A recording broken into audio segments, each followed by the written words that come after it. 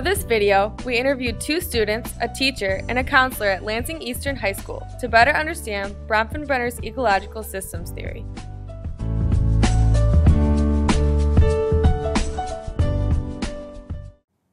One context that has an effect on the students at Lansing Eastern High School is the school climate.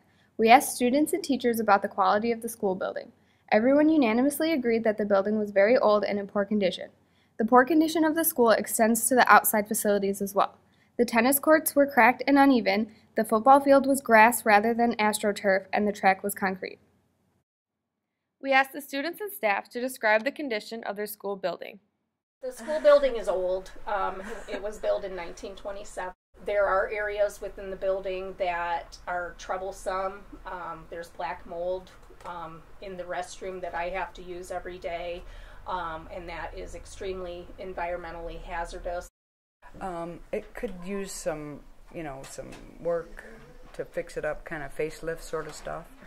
We got some crumbling plaster, but, and it'd be nice if we had air conditioning, but we don't. Building condition. Old, out of date, and we need a new building. Well, they need a new building because I'm leaving. We need to improve our parking lot. We need to improve the bathrooms. Like there's tiles missing and paint peeling and all kinds of stuff. And it's gross. Although everyone agreed that the school could use a lot of improvements, all of the students and teachers replied that the school climate still felt warm and inviting. They felt that there was a sense of unity and school pride among students and staff. Do you consider the school to be warm and inviting to parents and students? Yeah, I think so. I think we do a really good job here of trying to create a good community, and our advisory class, especially because we're mixed, that we try to make it a welcoming place where you can feel comfortable talking about stuff that you might not get a chance to talk about in your other classes. Okay. Do you feel your school is welcoming and inviting? Yeah, I guess. Is there a sense of unity among the members of the school? Yeah. The Gay Straight Alliance. Is there a lot of school pride? Yeah. We believe that this positive atmosphere is beneficial to students and their academic achievement. According to the study done by Uline and Tashanna Moran, having a good school climate makes it easier for students to achieve and succeed in school. Even though the poor conditions of the building have potential to have a negative impact, the teachers mediate this by having a positive outlook. This allows students to not be negatively affected by the building. The positive school morale has a positive impact on their attitudes and grades. The majority of the teachers that I work with here, I call it my neighborhood, we're here every day, we want to be here every day, and we try to do the best we can do for students. I do what I can. I bring fans in from home. If it's hot, I pass out water. So I do what I can to make it as comfortable as possible. School funding is a macro system that impacts the school climate. A lack of funding makes it hard to afford renovations for the building.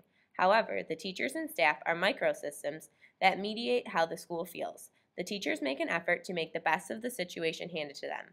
When they continue to have a positive outlook, even when the building is not in good condition, it makes for a better feel in the school. The second context that had an influence on the students of Lansing Eastern High School is the expectations of their teachers and parents. Both of the students we interviewed told us that although their parents do not help them with their homework, their parents make the expectations they have for their children very clear. How often do your parents help you with your homework? Never. What do your parents expect of your education, and how do you know that they expect that of you? They tell me they want me to go to college and get all A's. How often do your parents help you with your homework? Never. What do your parents expect of your education, and how do you know that? They expect me to get a good education. As long as they see good grades, then they think I'm getting a good education. However, when it comes to teacher expectations, the students were not so sure about what their teachers expected of them. What do your teachers expect of your education? I don't know. What do your teachers expect of your education? I don't think some of our teachers care. They just want us to get the work done. This was interesting to us, though, because when we asked the teachers about their expectations for their students, the teachers claimed that they have very high standards for their students and they make them very clear. What are your expectations for your students' education, and how do you make them known? Always. And first and foremost, I talk about being nice. Okay, because if you can't be nice to people, you're not going to get what you need. I talk to them about using please and thank you, don't be naughty, watch your language. You know, we're trying to build a community here where you know other people and you know who can help you and who won't help you and who will help you. So trying to use the resources that you have to get what you need.